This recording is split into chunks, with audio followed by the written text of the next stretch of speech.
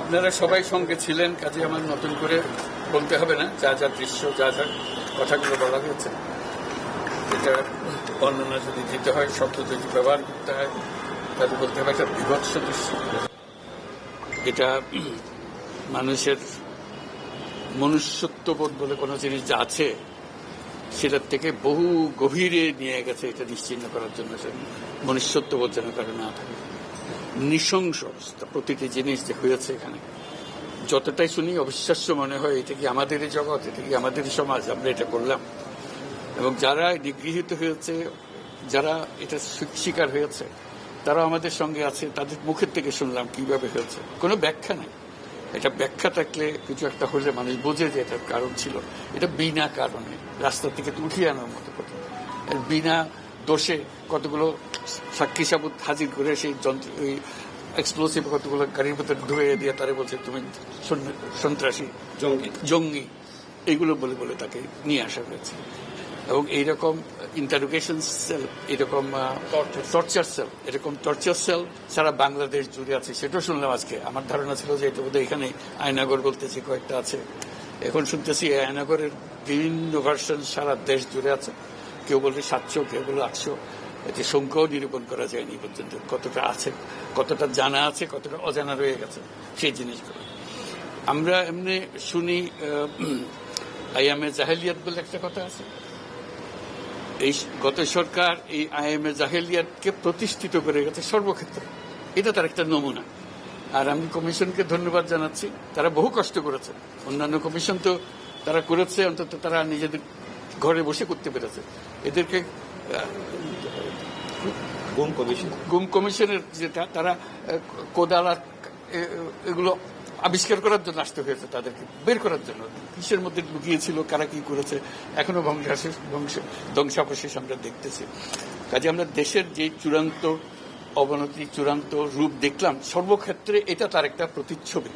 কাজে গুম কমিশন যেটা আমাদের সামনে নিয়ে আসলো, সেটা হলো যে কি পরিমাণে একটা দেশকে সর্বদিকে ধ্বংস করা যায়, এমনকি মানুষের একেবারে সামান্যতম যে মানবিক অধিকার সেটুকু থেকে বঞ্চিত করে রেখে দেওয়া হয়েছে।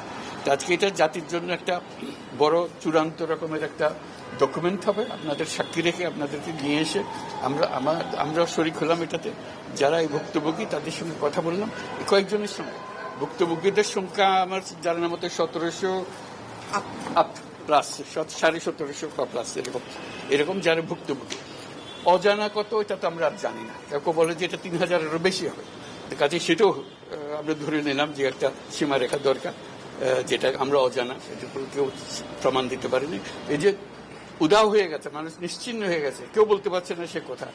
তার মেয়ে আপনাদের সামনেই ছিল আজকে, যে বলছে আমার মাকে কোথায় নিয়ে যাওয়া হয়েছে। আজ 9 বছর করে, 9 বছর ধরে আমরা আর খোঁজ পাইনি। সে নিজেও ছিল, 11 বছর বয়সে ছিল, সে মায়ের সঙ্গে ছিল, তাকে রেখে মাকে নিয়ে চলে গেছে। এই হলো সামান্য একটা দৃশ্য। এই দৃশ্য বড় করুণ দৃশ্য। এবং এটার কঠিনতম যে লেসনটা হলো, যারা করেছে তারা আমাদেরই সন্তান, আমাদেরই ভাই, আমাদেরই ঘনিষ্ঠ আত্মীয়, তারাই করেছে। এবং আমরা এই সমাজকে যদি এর থেকে বের করে না আনতে পারি, তাহলে এই সমাজ তো টিকে থাকবে না। যে এইভাবে যদি আমাদের হয়, আমাদের সন্তানরা যদি এগুলো করে, এবং তারা যদি এইরকম কাজ করতে পারে, যে মানুষের পক্ষে যেটা সম্ভব। একজন বলছিল ওই যে খুপড়ির মধ্যে তাকে রাখা হয়েছে, গ্রামে তো মুরগির খাঁচা এর চেয়ে বড় হয়। এরকম অবস্থা, মুরগিও নড়াচড়ার যেরকম জায়গা পায় না, ওরও নড়াচড়ার কোনো জায়গা নেই। ওকে ব্যবস্থা রাখা হয়েছে, মাসের পর মাস, বছরের পর বছর তাকে ব্যবস্থা রাখা হয়েছে। এটা মানুষের সামনে এখন বিচার রইল, কিভাবে আমরা আবার নতুন করে সব সমাজ গড়তে পারি, যাতে করে আমরা এই যে এটা আমাদের সবারই অপরাধ, যেটা হতে দিয়েছি আমরা দেশে। আজকে আমরা মুক্ত হলাম, সে মুক্ত বাংলাদেশে আমরা যেন নতুন করে আবার সমাজ গড়তে পারি, এটার থেকে একেবারে অতি দূরে যেন আমরা চলে যেতে পারি। এটার নমুনা, এটার সাক্ষী, এটার যে ডকুমেন্টেশন গুম কমিশনের রিপোর্টের মধ্যে থাকবে, এবং এটা অবশ্য পাঠ্য হিসেবে সবাইকে পড়তে হবে, এবং তাদের যারা করেছে তাদের বিচার করতে হবে। তা না হলে আমরা নিষ্কৃতি পাবো না এটার থেকে। এই যে কাজগুলো করে গেল তারা, তা না হলে আমরা আবার মুক্তভাবে বলবো কি করে যে আমরা এই দেশের মানুষ, আমরা পরিষ্কার। যারা করেছে তাদের জন্য আমরা কেন মুক্তভোগী হতে যাব? তাদেরকে সে বিচার করবো, জনসাধারণ বলবো যে হ্যাঁ এটা উচিত বিচার হয়েছে, তখন আমরা এটার থেকে মুক্তি পাবো। সেটাই হলো আমাদের আবেদন দেশের সবার কাছে, এই বিচারটা যেন আমরা করে ফেলতে পারি। এইগুলো সব এভিডেন্স, যা যা আমরা দেখলাম, এভিডেন্সগুলো সিলগালা করে রাখা হবে যাতে করে কেউ বিনষ্ট করতে না পারে, যখন বিচারের কাছে যেহেতু এটা প্রমাণ হিসেবে ব্যবহার করতে পারে, সেই হিসেবে আমরা থাকি। ক্ষতিপূরণ হিসেবে আমরা দেখি না, আমরা দেখছি যে ন্যায় বিচারটা তার জন্য হয় অতি তাড়াতাড়ি হয়, যে বিচার দীর্ঘসূত্রিতায় করে থাকবে সেই জন্য এটা থেকে নিষ্কৃতি পায়, এটা আমাদের ফার্স্ট প্রেফারেন্স। তারপর দেখা যাবে তাদের কি করা যেতে পারে। তার জীবনটা ফিরিয়ে দিতে পারবো না যে জীবনের মাধ্যমে সে গেছে, অন্তত দেখলাম মনে সান্ত্বনা হবে, আমি জায়গাটা দেখে এসেছি। ওই মেয়েটা, যে বাচ্চা মেয়েটা বলতেছেন আমার মাকে আর দেখতে পেলাম না, কোথায় চলে গেল, আজ পর্যন্ত কেউ খবর দিতে পারলো না সে বেঁচে আছে না মরে গেলে, কোথায় আছে।